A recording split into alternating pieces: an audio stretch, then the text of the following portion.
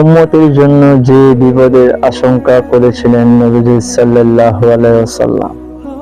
ইকবা ইবনে আমর রাদিয়াল্লাহু তাআলা আনহু বলেন, একদিন আল্লাহর রাসূল সাল্লাল্লাহু আলাইহি ওয়াসাল্লাম উহুদ যুদ্ধে শহীদ সাহাবীদের জন্য নামাজ আদায় করলেন। তারপর ভাষণ দেওয়ার জন্য মিম্বরে আরোহণ করেন, যেন তিনি জীবিত ও মৃত সবাইকে বিদায় জানাচ্ছেন। ভাষণে তিনি বলেন, আমি তোমাদের আগে হাউজে কাউসারে উপস্থিত হব।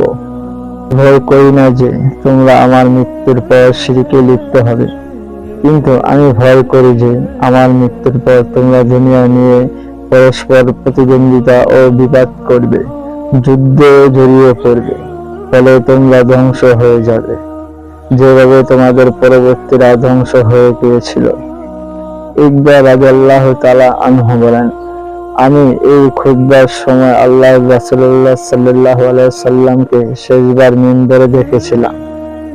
অন্য একটি বর্ণনায় ইকবা ইবনে আমর রাদিয়াল্লাহু তাআলা আনহু বলেন, একদিন নবীজি সাল্লাল্লাহু আলাইহি ওয়াসাল্লাম বের হয়ে উহুদ যুদ্ধের শাহাদাত বরণকারী সাহাবায়ে কেরামদের কবরের পাশে দাঁড়িয়ে নামাজ আদায় করলেন।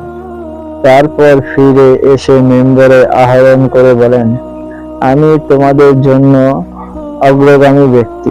আমি তোমাদের পক্ষ আল্লাহর কাছে সাক্ষ্য দেব। আল্লাহর কসম, আমি এখানে বসে থেকে আমার হাউজে কাউসার দেখতে পাচ্ছি। পৃথিবীর ভান্ডারের চাবি আমার হাতে তুলে দেওয়া হয়েছে। আমার এফাতের পর তোমরা মুশরিক হয়ে যাবে, এই আশঙ্কা আমার নেই।